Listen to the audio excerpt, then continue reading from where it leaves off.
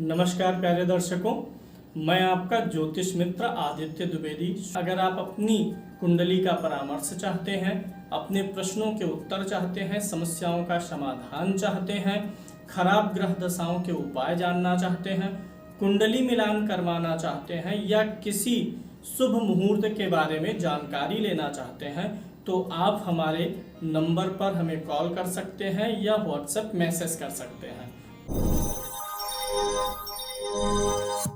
अभी जिस कुंडली का विश्लेषण हम लोग करने वाले हैं, डेट ऑफ बर्थ है 12 मई 1994, समय है 7:40, भागलपुर बिहार का इनका जन्म है। सबसे पहले इस कुंडली में ग्रह स्पष्ट देखेंगे, उसके बाद जो है इस कुंडली का विश्लेषण भी करेंगे। लेकिन उसके पहले जो लोग सीख रहे हैं उनको स्पष्ट हो जाए कि इन्होंने सवाल क्या पूछा है। पहले ग्रह स्पष्ट कर लेते हैं, फिर लग्न कुंडली पे चलेंगे तो आपको इनके प्रश्नों को बताएंगे। लगन इनकी मिथुन है, 7 अंश का लगन है, आर्द्रा नक्षत्र में लगन है, ये राहु का नक्षत्र होता है। सूर्य मेष राशि में है यानी उच्च राशि में है, 27 अंश का है, कृतिका नक्षत्र में यानी स्वा नक्षत्र में स्थित है। चंद्रमा भी उच्च राशि में है, वृषभ राशि में 12 अंश का है, रोहिणी नक्षत्र में है यानी अपने ही नक्षत्र में है। मंगल इनका मीन राशि में बैठा है, 27 अंश का है और रेवती नक्षत्र में है जो कि बुध का नक्षत्र है। बुध इस कुंडली में वृषभ राशि में है, 10 अंश का है, रोहिणी नक्षत्र में है जो कि चंद्रमा का नक्षत्र होता है। यहाँ पे आगे देखिए, गुरु इस कुंडली में वक्री होके तुला राशि में है, 14 अंश का है, स्वाति नक्षत्र में बैठा है जो कि राहु का नक्षत्र है। गुरु राहु के नक्षत्र में ठीक नहीं है और गुरु राहु साथ भी बैठे हैं। शुक्र वृषभ राशि में है, 25 अंश का है, मृगशिरा नक्षत्र में है, मंगल का नक्षत्र होता है। शनि इनकी कुंडली में कुंभ राशि में है, 17 अंश का है, शतभिषा नक्षत्र में है, राहु का नक्षत्र है। राहु तुला राशि में अच्छा होता है, केतु मेष में भी ठीक होता है, मित्र की राशियों में आ जाते हैं। 30 अंश के हैं, राहु विशाखा में है, केतु कृतिका में है, राहु गुरु के नक्षत्र में है और केतु सूर्य के नक्षत्र में बैठा हुआ है। अब मैं इनके प्रश्नों को बता देता हूं, सामने लग्न कुंडली भी है और इसी के साथ इनके प्रश्न भी सुन लीजिए। इन्होंने कंप्यूटर साइंस में पढ़ाई की है और पूछना चाह रहे हैं क्या रिसर्च में इनका नाम हो पाएगा कंप्यूटर साइंस में। दूसरा, जॉब करें या स्टार्टअप करें। बाहर के सेटलमेंट के बारे में भी पूछा है इन्होंने। जो मैं प्रश्न बताते चल रहा हूं, अगर आपकी प्रैक्टिस अच्छी है तो जवाब भी आपको पता चल जा रहा होगा। क्या जिंदगी में शादी करना इनके लिए ठीक रहेगा या जीवन भर अविवाहित रहें, ये भी प्रश्न इन्होंने पूछा है। आगे चलकर पैसों की क्या स्थिति रहेगी, आर्थिक समस्याओं से युक्त जीवन रहेगा कि फाइनेंस का कोई दिक्कत नहीं आएगा, ये भी इन्होंने पूछा है। तो सबसे पहले मैं थोड़ा विश्लेषण कर लेता हूं, फिर इनके प्रश्नों का उत्तर दूंगा कारण बता करके, तो आपको समझ में भी आएगा। 3 नंबर की गिनती है लगन में, लगन का स्वामी बुध है और 12वें भाव में जाकर के ये बुध महाराज बैठे हुए हैं। 4 नंबर का भी स्वामी कौन है? चौथे भाव का भी स्वामी बुध है और यह भी 12वें में गया है। लगन का स्वामी, लगन मतलब शरीर और 4 मतलब निवास स्थान होता है। इन दोनों भावों का स्वामी 12वें भाव में जा करके स्थिर राशि में बैठा है। और जैसा कि मैंने बहुत बार आप लोगों को संकेत दिया है, लग्नेश 12 में जाए तो विदेश का योग है, चतुर्थेश 12 में जाए तो विदेश का योग है, लेकिन यहाँ पे लग्नेश चतुर्थेश दोनों गया हुआ है, इसलिए विदेश सेटलमेंट का योग बहुत अच्छा बन जा रहा है। 2 नंबर की गिनती है यहाँ 12वें भाव में, यानी पश्चिम के देश इनके लिए ज्यादा अच्छे रहेंगे। पश्चिम देश में, भारत के पश्चिम में इनके लिए जाना ज्यादा ठीक दिखाई दे रहा है। तो विदेश का योग तो इस कुंडली में बहुत ही प्रबल आ गया है। यहाँ पर चंद्रमा भी 12वें भाव में बैठा है, उच्च राशि में है। ये जो चंद्रमा बैठा है ये कहाँ का स्वामी है? धन भाव का, यानी इनके धन कमाने का योग भी बाहर ही बन रहा है। उस स्तर का धन या जो है यहाँ पर कैरियर इंडिया में बन पाने के बजाय बाहर ज्यादा अच्छा बन पाएगा। तो विदेश का योग तो स्पष्ट रूप से दिखाई दे रहा है। शुक्र जो है 12वें भाव का स्वामी होकर के 12वें में है और पंचम भाव का भी यही स्वामी है। मिथुन लगन के लिए बुध, शुक्र और शनि कारक होते हैं। तो बुध और शुक्र की युति 12वें भाव में है, जिससे लक्ष्मी नारायण योग जो बन रहा है, और यहाँ पर धन भाव का स्वामी चंद्रमा भी है और भी अच्छा हो गया, तो ये इनको अच्छा फल बाहर ही देगा, विदेश में ही देगा। यानी विदेश में इनकी आर्थिक स्थिति भी अच्छी रहेगी, विदेश का सेटलमेंट भी इनके लिए अच्छा रहने वाला है। तो ये योग इनका अच्छा है। और एक प्रश्न का जवाब आप सभी को मिल ही गया होगा कि विदेश का सेटलमेंट कहाँ करें, किस देश में करें। पश्चिम के देश में, जहां भी इनके लिए अच्छी अपॉर्चुनिटीज हो वहां पर ये चले जाएं। आगे चलते हैं तो यहाँ पर देखिए, धन भाव पे अगर हम देखें तो किसी क्रूर ग्रह की दृष्टि नहीं है। धनेश उच्च का होके 12वें भाव में बैठा हुआ है। ये जो धन भाव का स्वामी चंद्रमा है, नवमांश कुंडली में भी ठीक ठाक है, मित्र के घर में है, तो इसलिए धन का योग काफी ठीक दिखाई दे रहा। अगर चंद्र कुंडली से देख लेंगे तो चंद्र कुंडली से धन भाव का स्वामी बुध होता है, और वह जो है लगन में ही बैठा हुआ है, कारक शुक्र के साथ है। तो धन का योग तो इस कुंडली से बहुत ठीक दिखाई दे रहा है। धन इस कुंडली में कमी नहीं है, यानी आर्थिक समस्याएं जीवन में परेशान नहीं करेंगी। तृतीय भाव का स्वामी जो है सूर्य है, उच्च राशि में होकर के बैठा हुआ है, 11th हाउस में बैठा है, मेहनत और परिश्रम भी करवाएगा। सूर्य उच्च का है, इसलिए इनको नाम और यश भी अपने काम से मिलेगा, प्रसिद्धि भी मिलेगी। तो इन्होंने जो पूछा है रिसर्च में नाम हो पाएगा कि नहीं कंप्यूटर साइंस आदि में, तो नाम होने का योग बना हुआ है, नाम अच्छा होगा। नवमांश कुंडली में भी सूर्य ठीक ठाक स्थिति में है, मित्र के घर में है, इसलिए नाम होगा। नाम होने में थोड़ी थोड़ी सी रुकावट भी आएगी, कारण आप लोग समझ रहे होंगे कि सूर्य जो है केतु के साथ में बैठा हुआ है, तो इसलिए काफी समय लगेगा नाम बनने में। अगर इन्होंने कुछ भी काम किया तो उसका कुछ यश इनको मिलेगा और कुछ यश कोई दूसरा भी लेकर के जाएगा, क्योंकि सूर्य केतु के साथ ग्रहण है, लेकिन फिर भी यश मिल जाएगा। कारण यह भी है कि 10वें भाव में कौन सा ग्रह बैठा हुआ है, मंगल बैठा हुआ है, अग्नि तत्व का ग्रह है, लाभ भाव का और छठे भाव का स्वामी होकर के बैठा है, और सूर्य लाभ में है। तो सूर्य मंगल अगर 10th एकादश में बैठ रहे हैं लगातार, तो यश तो मिलना ही है। गुरु के साथ में राहु बैठा हुआ है 5th भाव में, शिक्षा में अवरोध आता है, काफी मेहनत कर करके शिक्षा जतन करके व्यक्ति प्राप्त करता है। चूंकि यहाँ पर गुरु जो बैठा हुआ है ये 2 केंद्रों का स्वामी है, 7th भाव और 10th भाव 2 केंद्र का स्वामी है, और बैठा कहाँ है, त्रिकोण में बैठा है। तो ये एक सूत्र आप लोग एक्स्ट्रा यहाँ पर जान लीजिए, केंद्र के स्वामी के साथ में जब त्रिकोण में राहु बैठता है तो राजयोग देता है राहु, यानी राहु की दशा इनके लिए काफी ठीक जाएगी, राहु राजयोग कारक हो जाएगा, राहु लगन का मित्र भी हुआ बैठा हुआ है। गुरु की दशा थोड़ी सी इनके लिए मुश्किल पैदा कर सकती है, क्योंकि गुरु एक तो वक्री है और राहु की संगति में है। गुरु ने राहु को अच्छा कर दिया है, राजयोग का प्रभाव राहु यहाँ पर बनाने का पूर्ण प्रयास करेगा। आगे चलते हैं, खष्टम भाव इनका ठीक ठाक है। खष्टम भाव पे 3 शुभ ग्रहों की दृष्टि है, शुक्र की है, बुध की है और चंद्रमा की है। तो ऐसे में कुछ प्रेम प्रसंग वगैरह जीवन में आते रहेंगे। वैसे भी 12वें का शुक्र है, स्वराशि का है और 2 शुभ ग्रहों के साथ है, तो प्रेम प्रसंग प्रपंच वगैरह चलते रहेंगे। तो इस मामले में थोड़ी सी सावधानी रखना है कि कामकाज पे असर ना पड़ने पाए। 7th भाव को देखते हैं। 7th भाव का स्वामी गुरु है, 5th में बैठा हुआ है। कुंडली मांगलिक भी नहीं दिखाई दे रही है, ना लग्न कुंडली ना चंद्र कुंडली मांगलिक है। तो ऐसे में विवाह के लिए भी उचित परिस्थितियां दिखाई देती हैं, विवाह का योग ठीक ठाक दिख रहा है, विवाह करना ठीक रहेगा। थोड़ा सा कुंडली मिलान अवश्य करना होगा कि लग्न और राशि दोनों से मैत्री हो, जिस लड़की से उससे विवाह करना आपके लिए ज्यादा ठीक रहेगा। 8th भाव पे कोई क्रूर प्रभाव नहीं दिखाई दे रहा है, ना ही क्रूर ग्रह बैठा है, ना ही क्रूर ग्रह की दृष्टि है, इसलिए जीवन में अशांति थोड़ी कम ही रहेगी और बुढ़ापा वगैरह अच्छा जाएगा। 9वें भाव में भाग्य भाव का स्वामी शनि स्वयं ही बैठा हुआ है, इसलिए भाग्य भी आपका ठीक ठाक रहेगा। यहाँ से शनि की दृष्टि यहाँ पर पड़ जाएगी, तीसरी दृष्टि मेष राशि पे, 7वीं दृष्टि पड़ेगी तृतीय भाव पर और 10वीं दृष्टि पड़ेगी छठे भाव पर।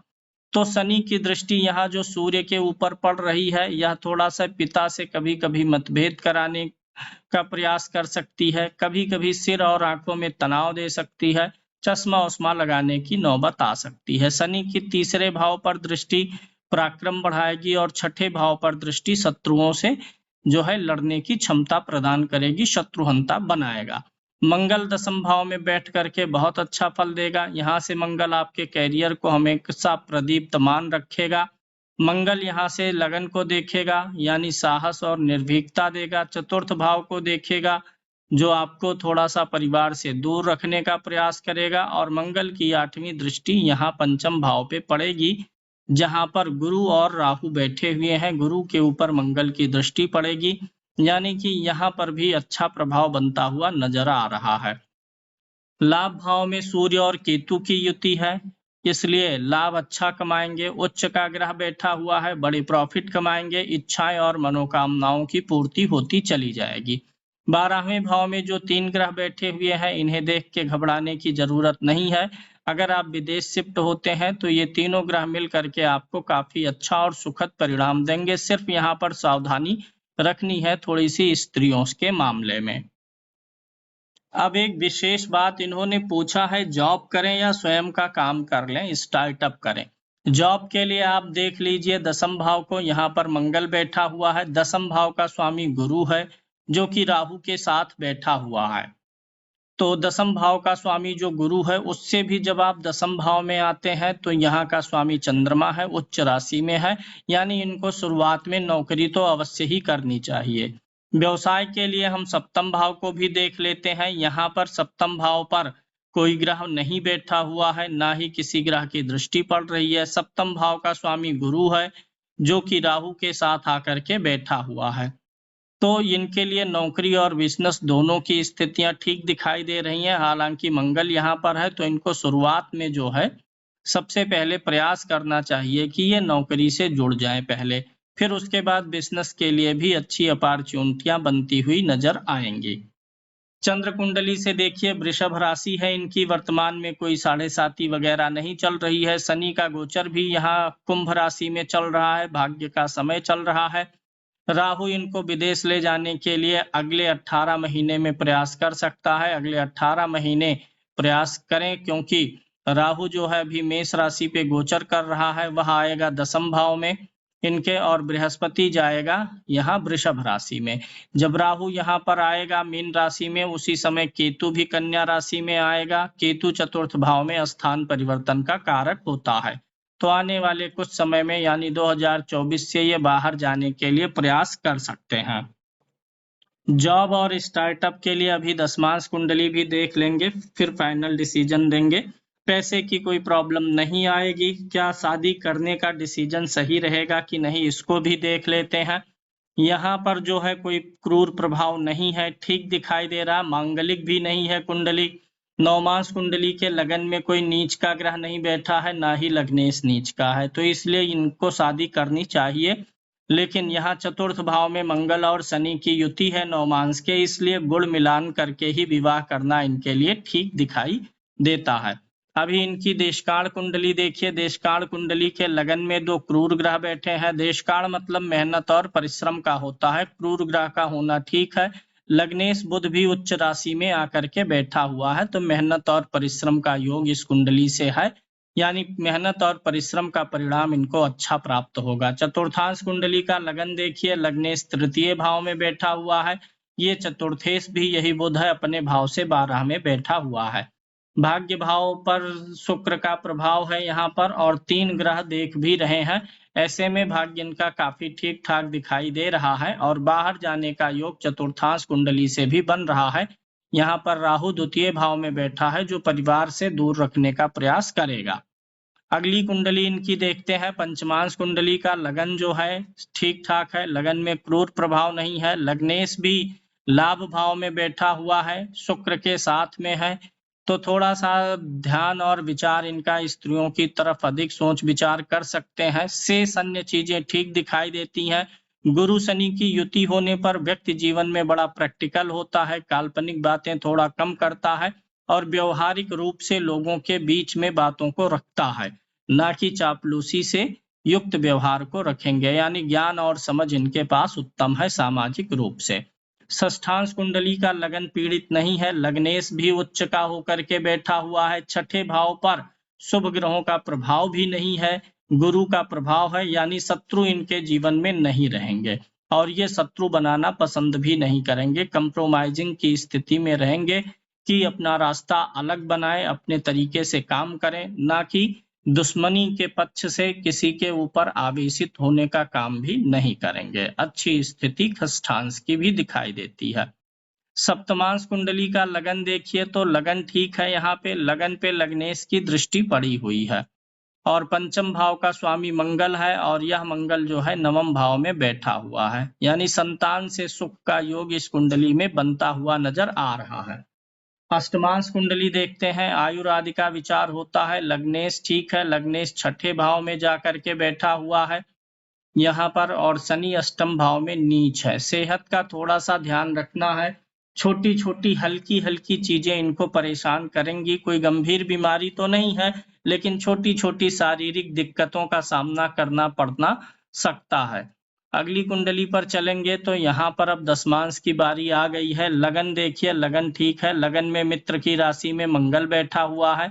लग्नेश छठे भाव में आया हुआ है, यानी कैरियर सेट करने में तो इनको काफी मेहनत करनी पड़ जाएगी। दसम भाव में देखिए उच्च राशि का चंद्रमा बैठा हुआ है और स्वामी यहाँ पर शुक्र है जो द्वितीय भाव में नीच का होके बैठा है। स्त्रियों के पीछे पैसा थोड़ा सा इनको संभालना पड़ेगा। जहां ये काम करेंगे कार्यस्थल पर, स्त्रियां ही इनके लिए मुख्य बाधक साबित हो सकती हैं। स्त्रियों के मामले में थोड़ा सा पैसा ये ज्यादा खर्च करने के लिए तैयार हो सकते हैं। यहाँ पर अगर आप तृतीय भाव देखते हैं तो इसका भी स्वामी शुक्र होता है, तो इसलिए यही एक चीज फिर से निकल के आ रही है। चतुर्थ भाव का स्वामी मंगल महाराज है और यह मंगल लगन में जाके बैठा है। कार्य क्षेत्र में सारे सुख साधन इनको प्राप्त होंगे। पंचम भाव का स्वामी गुरु है जो कि सप्तम भाव में जाके बैठा हुआ है। सप्तम का स्वामी बाहर जाकर के बैठा हुआ है, इसलिए अगर ये पार्टनरशिप में व्यवसाय भी करते हैं तो किसी बाहरी व्यक्ति को, बाहर इंडिया के बाहर रहने वाले व्यक्ति से ही पार्टनरशिप में व्यवसाय करना इनके लिए ठीक रहेगा। इस कुंडली का सबसे वीक पॉइंट मैं बताता हूं जो अभी तक नजर आ रहा है। इनकी कुंडली में बार बार सूर्य और केतु की युति कई जगह पर है। यहाँ पर भी देखिए नवमांश में भी है, दशमांश में भी है, पीछे भी कई कुंडलियों में इनके यह युति बनी हुई थी। बार बार सूर्य और केतु की युति रिपीट होगी। चतुर्थ भाव में यहाँ भी देखिए बना हुआ है सूर्य केतु, यहाँ तृतीय भाव में बना है, यानी सूर्य केतु का ग्रहण दोष इनके जीवन का सबसे बड़ा कांटा है जो इनको जीवन में कई बार परेशान करेगा। इसलिए सूर्य केतु पर ध्यान दे देंगे तो ओवरऑल कुंडली काफी अच्छी है। इसके कारण से पूरा मान सम्मान ना मिल पाना, पिता की सेहत को खराब करना और कार्यों में रुकावट और व्यवधान आना, ये चीजें चलती रहेंगी। एकादशांश कुंडली का लगन ठीक है, लगन में कोई पीड़ित ग्रह नहीं है। लग्नेश भी लाभ भाव में बैठा हुआ है, अच्छी बात है। सूर्य केतु यहाँ पर भी एक साथ मिलते हुए दिखाई दे रहे हैं। गुरु यहाँ पर स्वराशि का होकर के बैठा है, चंद्रमा भी स्वराशि का है, बुध भी स्वराशि का होकर के बैठा हुआ है। शनि और शुक्र की युति भी अच्छी है, यानी मनोकामनाओं की पूर्ति इनकी होती रहेगी। द्वादशांश कुंडली से माता पिता का सुख देखते हैं। लगन में शनि बैठा है और शनि की दृष्टि सूर्य के ऊपर है। चंद्रमा राहु के साथ बैठा हुआ है। माता पिता की सेहत को लेकर के, माता पिता के सुख और स्वास्थ्य में तो कमी दिखाई देती है, कोई ना कोई दिक्कत रह सकती है। अगली कुंडली पर चलते हैं। खोड़सांश कुंडली से वाहन के सुख को देखते हैं। लगन ठीक है, यहाँ पे लग्नेश की लगन पर दृष्टि है। लग्नेश गुरु है, पांचवी दृष्टि से लगन को देख रहा है और चतुर्थ भाव का स्वामी बुध है, लाभ भाव में गया हुआ है, यानी मन माफिक वाहन मिलने का योग इस कुंडली में बना हुआ है। अब चूंकि चतुर्थ भाव में जो खष्टेश सूर्य है वह भी गया हुआ है, इसलिए वाहन पे कर्जा वगैरह भी इनके लिए रहने का योग बनता है। विषांश कुंडली से आध्यात्मिक उन्नति देखते हैं। लगन का स्वामी गुरु है, नीच होकर के बैठा हुआ है। लगन ठीक है लेकिन लग्नेश नीच राशि में है। पंचम नवम भाव में चंद्रमा बैठा हुआ है, यह स्थिति अच्छी है और यहाँ पर शुक्र बैठा हुआ है। ऐसे में इनके लिए देवी लक्ष्मी की उपासना करना ठीक रहेगा, लेकिन अत्यधिक आध्यात्मिक उन्नति का भी योग बहुत दिखाई नहीं दे रहा है। सर्वाष्टक वर्ग की कुंडली देखेंगे तो लगन में 26 पॉइंट मौजूद हैं, जो कि लगन में एवरेज पॉइंट जो होते हैं 28 होते हैं, एवरेज पॉइंट से थोड़ा सा कम दिखाई दे रहा है, जो कि थोड़ा थोड़ा इनको कभी घबराहट और आत्मविश्वास में कमी करेगा। धन भाव में 28 पॉइंट है, व्यय भाव में 22 पॉइंट है, लाभ में भी 28 पॉइंट है। यानी धन भाव में अधिक है, लाभ भाव में अधिक है, व्यय भाव में कम है। यानी जीवन में आर्थिक परेशानी, आर्थिक रूप से कोई विपदा आने की संभावना नहीं दिखाई देती है। तृतीय भाव में 27 पॉइंट है, जो कि एवरेज से थोड़ा कम है। यानी शारीरिक श्रम का इनके जीवन में एवरेज से कम उपयोग है। थोड़ा सा शारीरिक रूप से भी उतने ज्यादा एक्टिव नहीं है, थोड़ा सा शरीर और हिलाने डुलाने की जरूरत है।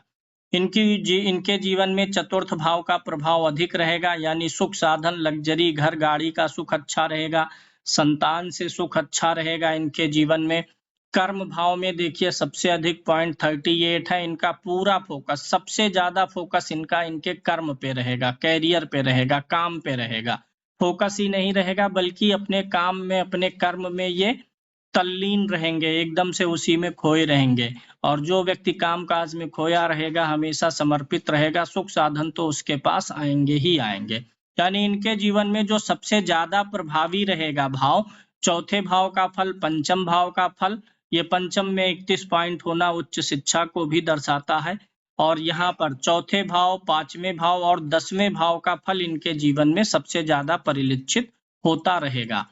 खष्टम भाव में कम पॉइंट्स है, अच्छा माना जाता है खष्टम भाव में कम पॉइंट्स हो। अष्टम में जो है थोड़ा सा एवरेज से 1 पॉइंट अधिक है, मेहनत तो अधिक कराएगा, क्योंकि ये लगन में जो पॉइंट 26 है, इससे जो है छठे भाव में कम पॉइंट्स है, लेकिन अष्टम में अधिक है। तो संघर्ष थोड़ा सा रहेगा, हर काम में जो है मेहनत कर करके काम इनको कराना पड़ेगा। 12वें भाव में कम पॉइंट्स है, यह अच्छी बात है। जितना हिसाब से कर्म करेंगे उस हिसाब से भाग्य एवरेज साथ देगा, लाभ भी एवरेज मिलेगा। यानी कर्म की मात्रा इनके जीवन में अधिक रहने वाली है। अभी इनकी दशाओं को अगर हम देखते हैं तो राहु की महादशा इनकी चल रही है, 2009 से 27 तक चलेगी। राहु की दशा में चूंकि गुरु के साथ है, राजयोग में है, तो ये इनके सारे काम और मनोरथ को सिद्ध करने वाला होगा। विदेश जाने के लिए अगर अभी प्रयास करते हैं तो वो भी ठीक है। विवाह के लिए भी रिश्ते आ रहे होंगे, क्योंकि राहु में शुक्र की अंतर्दशा चल रही है, तो विवाह के लिए भी ये प्रयास कर सकते हैं। विवाह का योग अभी भी चलता ही रहेगा। फिर इसके बाद विवाह का योग, अगर इस बीच में विवाह नहीं करते हैं फरवरी 24 तक, तो फिर अगला विवाह का योग 2025 में बनेगा, जब राहु में चंद्रमा की अंतर्दशा आएगी, क्योंकि यह 12वें भाव में उच्च का है और शुक्र के साथ में बैठा हुआ है। राहु में मंगल की अंतर्दशा कैरियर के लिए ठीक रहेगी, मंगल 10वें भाव में अच्छा बैठा हुआ है। इसके बाद गुरु की महादशा आएगी, और गुरु की महादशा कैसी जाएगी इसका आकलन कर लेते हैं। गुरु कुंडली में 7वें भाव का स्वामी है और 10वें भाव का स्वामी है। गुरु की दशा में ये किसी स्टार्टअप के लिए प्रयास कर सकते हैं, स्टार्टअप इनका शुरू हो सकता है। गुरु 2 ठीक ठाक भावों का स्वामी है और त्रिकोण में बैठा भी है। नवमांश कुंडली में यह ठीक स्थिति में बैठा हुआ है। और अगर आप गुरु के नक्षत्र को देखेंगे तो गुरु महाराज इस कुंडली में बैठे हुए हैं तुला राशि में, स्वाति नक्षत्र में, राहु के नक्षत्र में बैठे हुए हैं। तो राहु का ही प्रभाव अधिक इस समय अवधि में भी बना रहेगा। यानी राहु का राजयोग गुरु की दशा में भी जारी रहेगा। गुरु की दशा में कुछ ज्यादा ही इनका कर्म भाव जो है अधिक रूप से सक्रिय हो जाने वाला है। अभी इनके लिए उपायों की बात करते हैं तो लग्नेश इनका बुध है, और जो है दूसरा कारक शुक्र है, 12वें भाव में बैठा है। डिग्री ठीक ठाक है। बुध शुक्र के स्टोन की बहुत आवश्यकता नहीं है, लेकिन फिर भी चाहे तो बुध के लिए पन्ना पहन सकते हैं। शनि के स्टोन की बात करें तो शनि महाराज अपने आप में ठीक है, 17 डिग्री के हैं, शनि का स्टोन पहनने की जरूरत नहीं है। एक तो गुरु राहु का जो चांडाल दोष है इसकी शांति करवा सकते हैं, दूसरा सूर्य और केतु की शांति तो इनके लिए परम आवश्यक है, क्योंकि यह कई कुंडलियों में बार बार रिपीट हुई है। नवमांश कुंडली में भी यह योग बना हुआ है। इस कुंडली का सबसे बड़ा व्यवधान सूर्य और केतु की युति ही दिखाई देती है। अब अगर बात प्रेडिक्शन की करें तो जातक परदेशवासी होता है, जन्म स्थान छोड़ के दूर स्थान पे जाना, विदेश में जाना, ये इनके साथ होगा। मान सम्मान अच्छा बना रहेगा जीवन में, कर्म इनका बहुत अच्छा रहेगा, कैरियर बहुत अच्छा रहेगा। फाइनेंस की कभी कोई प्रॉब्लम नहीं आएगी, हालांकि फाइनेंस बहुत उच्च स्तर का नहीं दिखाई देता है, लेकिन फिर भी इतना रहेगा कि कोई प्रॉब्लम नहीं आए, क्योंकि अष्टक वर्ग में भी धन भाव में बहुत अधिक पॉइंट्स नहीं थे और धन भाव का स्वामी 12वें में गया हुआ है, तो धन की स्थिति ठीक है, कभी कोई अभाव कमी नहीं है। लेकिन धन जो है बहुत उच्च स्तर का हो जाए कि इनको ये सोचना पड़े कि पैसे का सेटलमेंट कैसे करूं लाइफ में, ऐसी चीजें नहीं होने वाली हैं। गुरु के बाद जो दशा चलेगी वो शनि की चलेगी। शनि मूल त्रिकोण राशि में नवम भाव में बैठा हुआ है, अपनी ही राशि में है और लगन का मित्र भी है, राहु के नक्षत्र में है। इनके जीवन में राहु का प्रभाव ज्यादा है। एक तो जब से इधर इनका जो है थोड़ा सा होश संभाले हैं तभी से राहु की दशा है, गुरु भी राहु के नक्षत्र में है, शनि भी राहु के नक्षत्र में है। राहु का प्रभाव इनके जीवन में अधिक रहने वाला है, तो एक बहुत की पॉइंट इनके लिए बता रहे हैं, इनको एक बार गोमेद पहन के ट्राई करना चाहिए। गोमेद अगर सूट कर जाएगा तो बहुत अच्छी बात है, गोमेद इनके लिए काफी लाभप्रद हो सकता है। गोमेद एक बार आप जरूर पहन के ट्राई करिएगा।